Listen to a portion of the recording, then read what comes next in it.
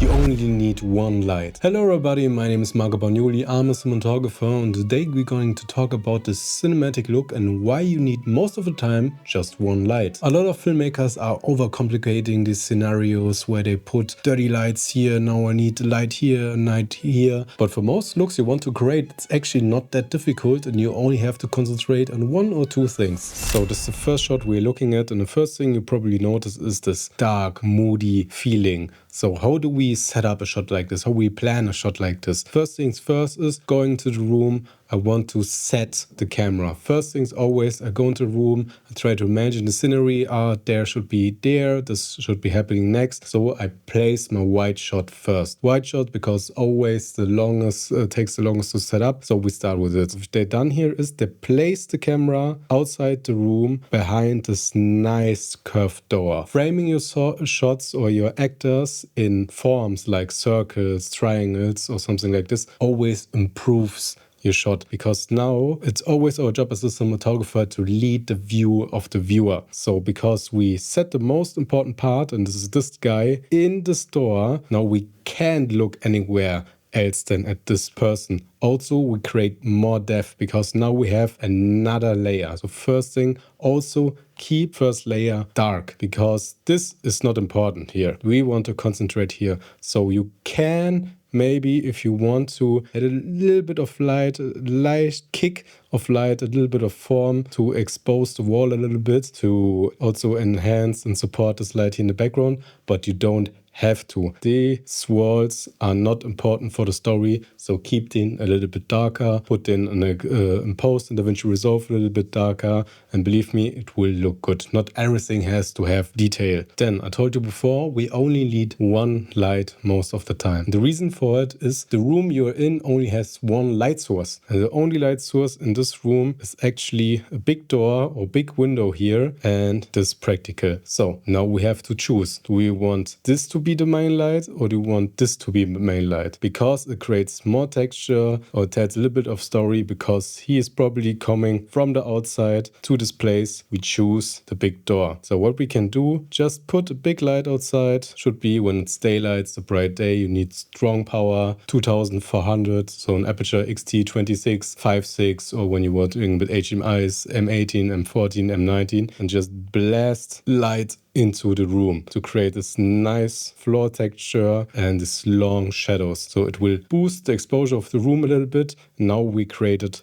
texture. This is the most important thing, always to create texture with light. Only this area is lit, he gets a little bit of light, the wall gets a little bit of light, so we know, okay, this is the most important part. So jetzt the next thing you could do is, after you set up this light, we see you can close the door, but that will reduce our depth. So we open the door, create more depth, but now you see, there's another wall in the background. So now you put your next light, could be the same, could be a little less powerful, also create the same light as before. Because we set one mood, one light scenario so that the sun is coming from this side. And with adding a light here for a main key, we can tell, and one light at the background, we create more depth. Because now, if we look closely, we always work like this. Dark, bright, dark, bright, dark, and these layers stack on stack on stack. When we didn't add the light in the background, we would have dark, dark, and the shot would feel flatter. So the thing you do most of the time, also when you're working with cool lights, the whole scenery is very cool. We have this greenish, bluish walls, and the light's also neutral. So sometimes you add something like this practical to balance the shot a little bit off. Put it on a wall, a warm temperature, so that the whole shot just not feel blue. Adds a little bit of light overall. Practicals are always a nice way to enhance the shot, bring a little bit life to the shot. Also, when maybe in the next shot the camera is facing this direction, we can actually use this light as a motivation for the key. Always plan your practicals with your next shot, because most of the time you're searching for, okay, where can I put the next best light so that it looks good. Because now when the camera would be on this side and we wouldn't have this practical, he would be completely a silhouette, because the light is only coming from here, maybe a little bit bounce from this side, but it doesn't really would look good when we want to see his emotions. So we plan technically this practical here, so when we're going for close-up, can give him a warm key. So does the next shot, and we have a pretty similar scenario, because again, this guy is sitting here alone in the room, and we only have this one light source, and that's this window. That's it. So the different ways where you can manage a window, but most important is the setup, the set design. Always use curtains, one layer, and then another layer of more transparent curtains to diffuse the light a little bit, because a window is always ugly. When you film windows, they have this really strange, this glass, and you see outside, it doesn't look pretty aesthetic most of the time, because then you see cars or other uninteresting objects. So we try to diffuse and bloom it a little bit. So the most normal setup for a window, when this is the window, you put ultra bounce or something like this on the side. Then you put big light on the floor. We're working now on LED because it's a little bit simpler for everyone. So it's an Aperture XT26 and just blasting the light into the ultra bounce, and it's filling light into the room. There are several techniques where you can put another diffusion in between, but in a scene like this, probably not necessary, because we have the curtains that are very diffused by themselves, and then we just get a little bit of warm, soft texture across the whole room. So, but we still have this very cinematic contrast. How we keep the contrast like this, because this light would actually light up the whole room, but we don't want it. We only want to be in this corner. So what you would do is black out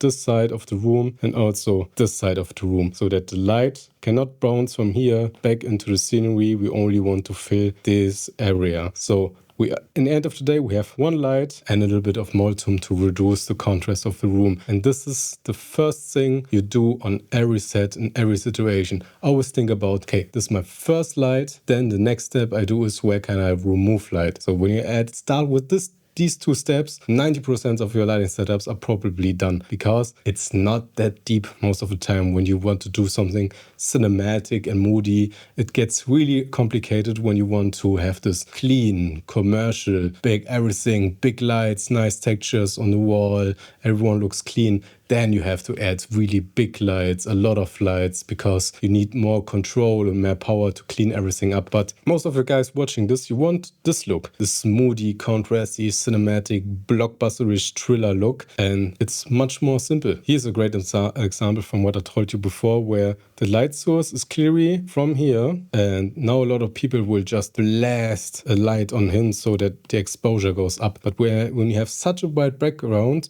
your actor should be darker, because, like I said before, always work in layers. Dark, bright, dark, bright, dark, bright. So if this background is bright, you make him also bright, we lose layers. We don't want it. The other possibility would be make the background darker and him bright, but that's not the whole mood we set for the whole video. So the shot will really feel out of place. In a situation like this, because we need to put exposure on him, we work more with indirect lights. Just a reflector or something like this, get really close to up his exposure a little bit. Otherwise, just put an LED panel and bounce it into your reflector so that you have a little bit more power, but that's it. The other way you could do it, but it depends on the moon, on the scenery, I would add a light here in the corner and blast a little bit from the side behind his ear, so the light wraps a little bit more around him. This side would still be pretty dark with this technique. I would still add a little bit of bounce, but it feels more like this light is hitting in, but it's a much more contrasty look, but it's not always what we want. It looks more unnatural, in my opinion, more like look as something you create. You want everything to feel like this. But in this look, where it should feel very natural,